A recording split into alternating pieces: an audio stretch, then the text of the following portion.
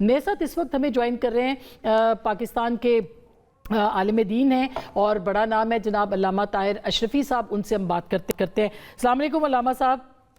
वालेकुम अस्सलाम वरहमतुल्लाह। जी अल्लामा साहब, आपको मैं देख रही हूँ मुस्तकिल टीवी चैनल्स पे, ज़ाहिर है कि आपका रद्दअमल आ रहा है। आप क्या समझते हैं कि पाकिस्तान इस वक्त किस मुश्किल हालत में है, किन मुश्किलात का शिकार है और ये सूरत हाल क्या रुख इख्तियार कर सकती है? बिस्मिल्लाहिर्रहमानिर्रहीम नहमदुहु व नुसल्ली व नुसल्लिमु अला रसूलिल करीम। देखिए, पाकिस्तान का रोज़ अव्वल से जो मौक़िफ़ है वो बड़ा वाज़ेह है कि जो अमेरिका और इसराइल ने हमला किया है ईरान के ऊपर, हम इसमें अपने ईरानी भाइयों के साथ हैं। इसको जारहियत समझते हैं, इसको जुल्म समझते हैं और ये किसी सूरत काबिल कबूल नहीं है। मासूम बच्चों को शहीद किया गया, खामनाई साहब को, बाकी आप देखें अवाम को। लेकिन हम ये भी गलत समझते हैं कि जो ईरान से मुसलसल अरब इस्लामी ममालिक पर हमले हो रहे थे, बिलखसूस सऊदी अरब के हवाले से ये एक बात बड़ी वाज़ेह है कि 29 जनवरी को सऊदी वलीअहद अमीर मोहम्मद बिन सलमान ने ईरान के सदर से टेलीफोन पर बात की और उन्हें कहा कि हमारी सरजमीन और हमारा आसमान आपके खिलाफ इस्तेमाल नहीं होगा। और आज के इस लम्हे तक सऊदी अरब का मौक़िफ़ बड़ा वाज़ेह है, जिसकी पाकिस्तान भी तायीद करता है कि ईरान के खिलाफ सऊदी अरब की सरजमीन इस्तेमाल नहीं हुई है। ये फैसला करना ये सऊदी अरब का हक है कि उधर किसने रहना है, उनकी किससे दोस्ती होनी चाहिए, उनकी किससे दुश्मनी होनी चाहिए। जिस तरह ईरान का हक है कि वो जिससे दोस्ती चाहे, जिससे दुश्मनी चाहे। अगर तेहरान के अंदर यहूदी रहते हैं और कभी उस पर अरबों ने एतराज़ नहीं किया है, तो इसी तरह सऊदी अरब का भी हक है, कुवैत का भी हक है कि वो अपने मुल्क का मुआहदा जिससे करे, जिससे ना करे। लेकिन उसके बावजूद 32-33 दिन से सऊदी अरब के शहरी इलाकों पर हमले हो रहे हैं, रियाज में हमले हुए हैं और आज तो बिल्कुल ऐसा इंतहा हुई है कि जिसका कोई तसव्वुर भी नहीं किया जा सकता था। अभी तक तो अमेरिका ने और इसराइल ने भी ईरान के ऊपर उन जगहों पे हमले नहीं किए जिन जगहों पे आज सऊदी अरब के ऊपर हमले किए गए। तो जो पाकिस्तान के अंदर इस वक्त आप देख रहे हैं एक रद्द-ए-अमल आया है, हुकूमती सतह पर भी, अवामी सतह पर भी, वो इस बात का आया है कि हम तो कोशिश कर रहे हैं अमन की, और इस अमन की कोशिश का सबसे पहला, मैं आज आपके प्रोग्राम में बड़ी जिम्मेदारी से ये बात कर रहा हूं कि सबसे पहला कदम उस वक्त उठाया गया जब हमारी क़यादत, हमारे फील्ड मार्शल हाफिज सैयद आसिम मुनीर साहब और हमारे वजीर आजम और सऊदी अरब के वलीअहद अमीर मोहम्मद बिन सलमान की मीटिंग हुई और उसमें तय किया गया कि अमन के लिए कोशिशें की जाएं।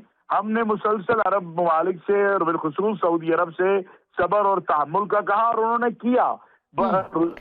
20-25 ड्रोन लग रहे हैं। बिल्कुल सही बात है अल्लामा साहब, सवाल ठीक, बिल्कुल सही बात है। आप सही कह रहे हैं कि सऊदी अरब के ऊपर हमले जो हैं ये इससे सबको तशवीश है, लेकिन सवाल ये भी है कि अमरीकी अड्डे भी वहाँ पे मौजूद हैं और ईरान ने पहले दिन ये कहा था कि जहाँ जहाँ अमरीकी अड्डे होंगे वहाँ पर जो है वो हमले कर सकते हैं। तो कतर ने आप देखें कि कहा है कि अमरीकी अड्डों को हम यहाँ से ख़त्म करेंगे। क्या सऊदी अरब आने वाले दिनों के अंदर कोई इस तरह के फैसले कर सकता है जिससे वहां पर जो अमरीकी अड्डे हैं वो खत्म हों, और ये बोन ऑफ कंटेंशन है इस वक्त? देखिए, क्या सऊदी अरब जो है वो ईरान की कॉलोनी है या ईरान का मोहल्ला है कोई, या ईरान का कोई जो है वो शहर है कि ईरान फैसला करेगा कि सऊदी अरब ने किससे मुआहिदा करना है, किससे नहीं करना? हाँ, ईरान ये बात कहे कि क्या सऊदी अरब से ईरान पर कोई हमला हुआ है, एक गोली भी चली है, तो इसके ऊपर बिल्कुल हम कहेंगे कि ईरान ठीक बात करता है। ईरान को ये कतई इख्तियार हासिल नहीं है कि वो ये फैसला करे कि सऊदी अरब में कौन रहेगा कौन नहीं रहेगा। जिस तरह हमें सऊदियों को ये इख्तियार नहीं है कि वो ये कहें कि ईरान में कौन रहेगा कौन नहीं रहेगा। कितने यहूदी रहते हैं ईरान के अंदर, कितने ताल्लुकात हैं ईरान के जो है वो यहूदियों के साथ, और यहूदियों का ईरान में आना जाना कितना है? क्या कभी सऊदी अरब ने उस पर एतराज किया है? ये फैसला सऊदी अरब ने करना है कि उसने अपनी सरजमीन पे किसको रखना है, किसको नहीं रखना। अच्छा, ईरान ये कह सकता है कि आपकी सरजमीन से मुझे कोई खतरा नहीं होना चाहिए, जिसकी गारंटी सऊदी अरब ने दी, जिसकी गारंटी पाकिस्तान ने दी। कल को ईरान पाकिस्तान को कहेगा कि आप जनाब यहाँ पर जो है इसको रखें। नहीं, वो तो जाहिर है हम तो सऊदी अरब के साथ मुआहदे में है अल्लामा साहब, बिल्कुल आप वो तो हमारी तो सिचुएशन इस वक्त बहुत खतरनाक है, हम तो एक तनी हुई रस्सी के ऊपर है इस वक्त। बिल्कुल ठीक है, बिल्कुल। क्या ईरान ने सारी जो उसके تعلقات، جس وقت ہماری جنگ تھی انڈیا کے ساتھ، اس وقت ایران انڈیا کے ساتھ معاہدے کر رہا تھا. ہم نے ایران کو کہا آپ کیوں معاہدے کر رہے ہیں؟ تو ایک آزاد خود مختار ملک کو اگر تو کوئی سعودی عرب کالونی ہے ایران کی تو ایران ٹریڈ کرا سکتا ہے. اگر سعودی عرب ایک آزاد خود مختار ملک ہے اور وہ ہے اور اس کا دفاع بڑا مضبوط ہے، یہ ایران کو شکریہ ادا کرنا چاہیے پاکستان کا اور سعودی قیادت کا کہ وہ 35 دن سے صبر و تحمل سے کام لے رہے ہیں، اور اب بھی ان کو صبر و تحمل سے کام لینا چاہیے. کیونکہ ہم یہ بات سمجھتے ہیں کہ اس وقت جو سعودی عرب پر حملے ہو رہے ہیں وہ وہی گروپ کر رہا ہے جس نے خامنئی صاحب کو شہید کروایا ہے. جس نے ایران کے اندر جو ہے جاسوسیاں کی ہیں اور وہ نہیں چاہتا کہ مسلم امہ متحد ہو. وہ بالکل اسرائیل کا کردار بہت ہی اس کے اندر سنگین ہے، اس میں کوئی دو رائے نہیں ہے. آپ علامہ صاحب اگر ہمارے ساتھ رہیں تو میں سید محمد علی صاحب سے پوچھ رہا ہوں یہ کتنی سنگین سچویشن ہے اس وقت. ظاہر ہے کہ پاکستان اب تک جو ہے وہ مصالحت کی کوششیں کر رہا تھا، ایک دم سے یہ نئی سچویشن آ گئی اور آئی ایم شیور پاکستان اس سے نکل آئے گا. لیکن آپ کو کیا لگتا ہے کہ جو مصالحانہ کوششیں ہیں اور جو اگلے 12 گھنٹے ہیں یا 10 گھنٹے ہیں وہ کتنے اہم ہو جائیں گے؟ اب دیکھیں یہ جنگ اس وقت بیک وقت جو ہے نا، آپ سمجھیں کہ 4 محاذوں پہ لڑی جا رہی ہے. ایک فوجی محاذ ہے اور جس میں مولانا صاحب سے اگری کرتا ہوں کہ دیکھیں بین الاقوامی جو قانون ہے اس میں بھی UN چارٹر میں بھی یہ چیز واضح ہے، جنیوا کنونشن میں بھی واضح ہے کہ لا آف آرمڈ کانفلکٹ کا میں حوالہ دے رہا ہوں کہ آپ نے اپنے جو اہداف ہیں ان کو فوجی ٹارگٹس تک محدود رکھنا ہے. یہ عالمی قانون اور UN چارٹر میں یہ چیز شامل ہے. تو اس کی ڈیفینیٹلی ایران نے خلاف ورزی کی ہے. ایران پہ جو حملے ہوئے ہیں ان کے سویلین انفراسٹرکچر پہ، ان کی لیڈرشپ پہ، اس کو بھی پاکستان نے کنڈیم کیا ہے.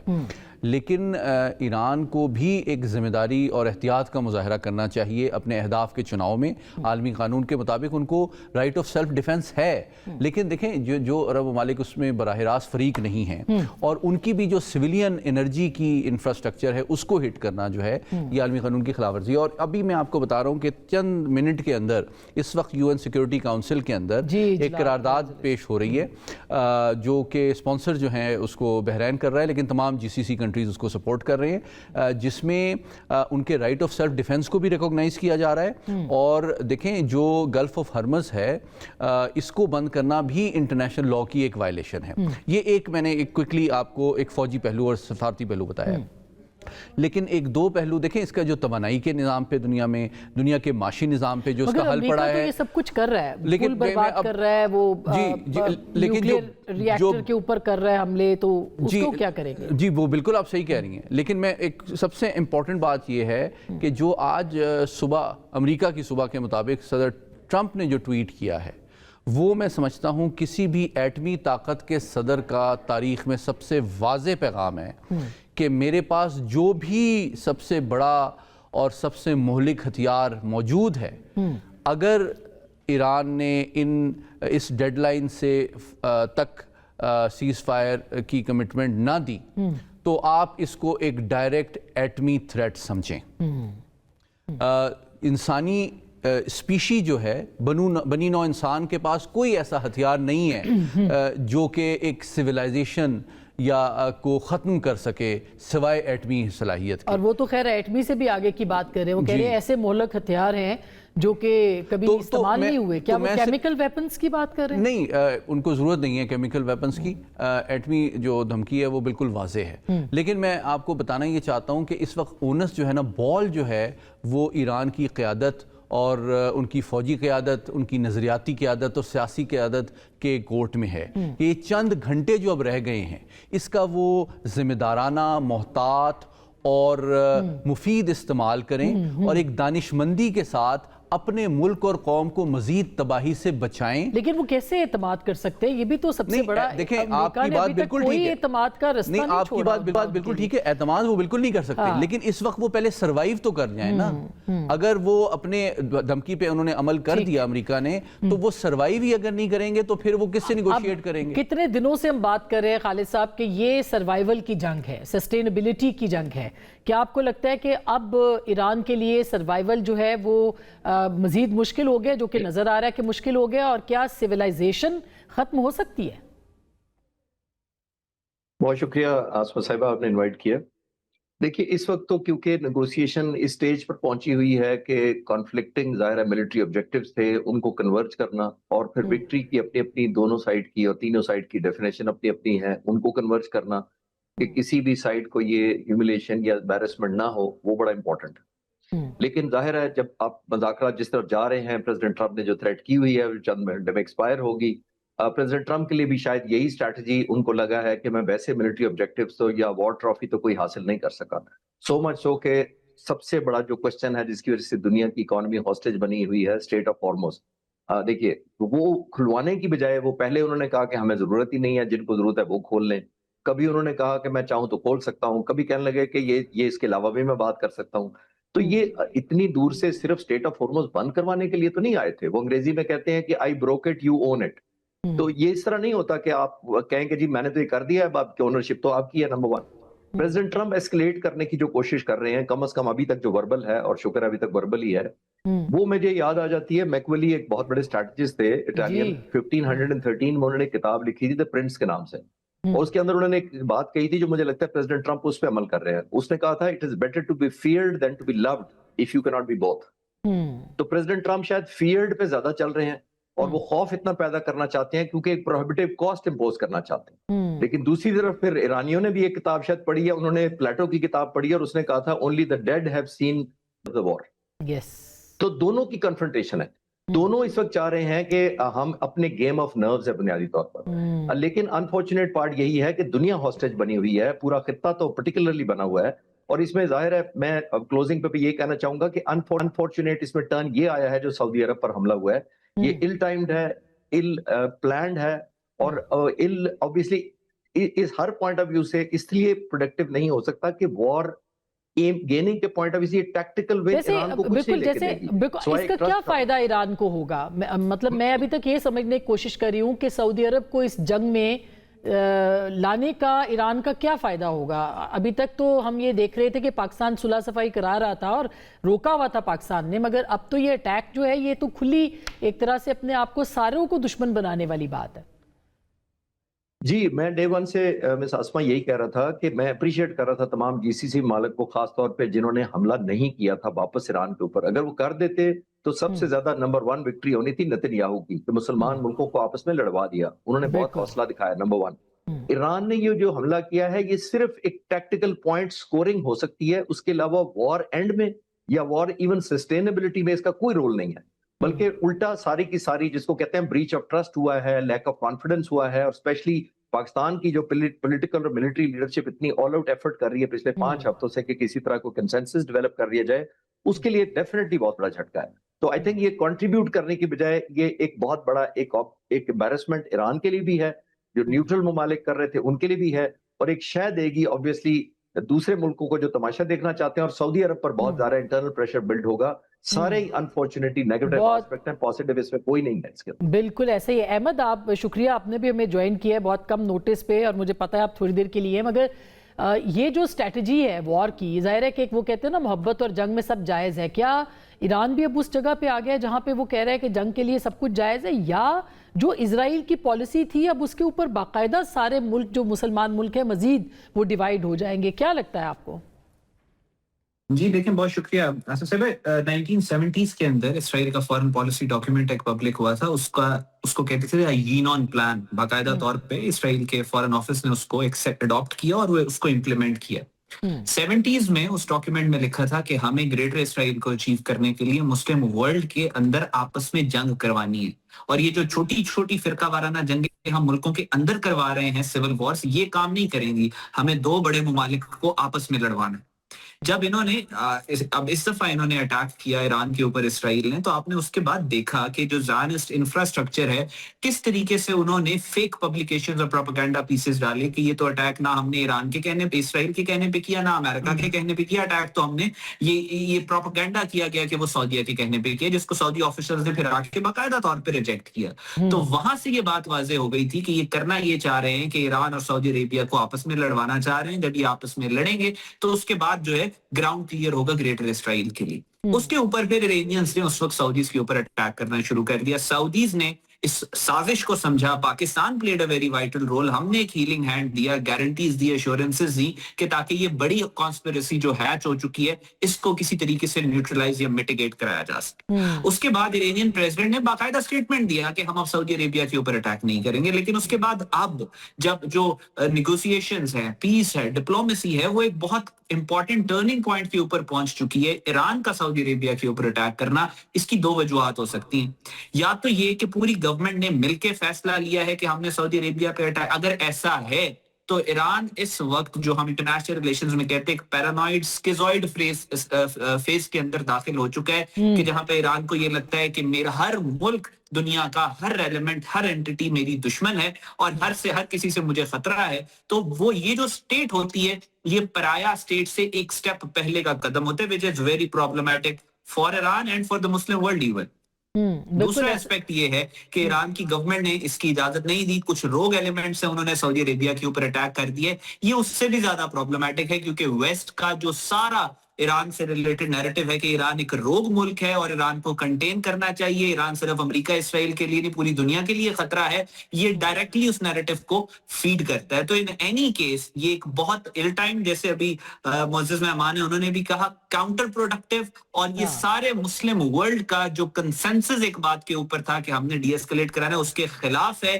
یہ واضح طور پر دو فورسز جو پوری دنیا میں آ چکی تھی, ایسکلیشن کی فورسز اور ڈی ایسکلیشن کی فورسز, جنگ کی فورسز اور امن کی فورسز, خیر کی فورسز اور باطل کی فورسز, اس وقت ایران نے واضح طور پر اس کی وجہ یہ ہے نا کہ اس کی وجہ یہ, میں نے ویسے سید محمد علی صاحب سے بھی پوچھنا ہے اور خالد صاحب سے بھی, اس کی وجہ یہ ہے کہ ان کی جو مین لیڈرشپ تھی اس کو تو ختم کر دیا گیا, مطلب جو کہ ماڈریٹ تھی اس کو بھی ختم کر دیا گیا, جس میں کہ علی خامنائی خود تھے, جس میں کہ علی لاریجانی تھے. اور اب آئی آر جی سی اگر یہ کہہ رہی ہے تو آئی آر جی سی تو ہارڈ لائنر ہے.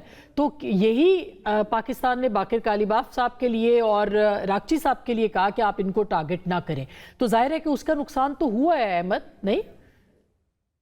جی دیکھیں, بات یہ ہوتی ہے کہ ایران کی جو لیڈرشپ جن کا آپ نے علی لاریجانی صاحب اور وہ سارا جو سعودی عربیہ کے اوپر اٹیک سے, وہ تو جیسی جنگ شروع ہوئی ہے اسی وقت شروع ہو چکے تھے نا. سو اس میں ہم یہی بات اس وقت بھی کرتے آئے تھے اور پوری دنیا یہ بات کر رہی تھی کہ جو فالس فلیگ آپریشنز بھی ہیں, اسرائیل بھی یہی چاہتا ہے, you playing right into the hands and traps. اور اس وقت باقاعدہ طور پہ جو اٹیکس ہیں ان کو ختم کروا کے اس بات کو ثابت کیا گیا تھا کہ یہ ہم نہیں کریں گے. اس کے بعد اب یہ دوبارہ سے کرنا, اگر چیزیں کنٹرول میں نہیں ہے تو ایرانین جو گورنمنٹ ہے اس کو آفیشلی باقی جو سارے ایلائز ہیں ان کو ساتھ بٹھا کے بات بتانی ہے کہ میرے کنٹرول میں نہیں ہے یہ بات, میں نہیں کر رہا, کوئی اور ایلیمنٹس ہے وہ کر رہے ہیں, لیکن اس طرح کی کوئی سٹیٹمنٹ نہیں آ رہی. اس اٹیک کو تقریباً 6 سے 7 گھنٹے ہو چکے ہیں اور ایک ایک منٹ بہت زیادہ امپورٹنٹ ہے, مسلم ورلڈ کے لیے بہت زیادہ امپورٹنٹ ہے, گلوبل پیس کے لیے بہت زیادہ امپورٹنٹ ہے. ابھی تک کیوں سٹیٹمنٹ نہیں آیا ایرانی فارن آفس کی طرف سے؟ بالکل پاسداران کا آیا جنہوں نے اس کو اون کیا ہے. آپ ٹھیک کہہ رہے ہیں علامہ صاحب, آپ کو کیا لگتا ہے کہ پاکستان اب فردر کیا رول پلے کر سکتا ہے؟ جو ایک ایشو بن چکا ہے, جس سٹیج پہ, جس نہج پہ ہم پہنچ چکے ہیں, ابھی بھی پاکستان کے لیے کچھ ہے جو کہ اس صورتحال کو نارمل کرایا جا سکے, کم از کم سعودی عرب اور ایران کے درمیان؟ علامہ طاہر اشرفی صاحب ہیں ہمارے ساتھ؟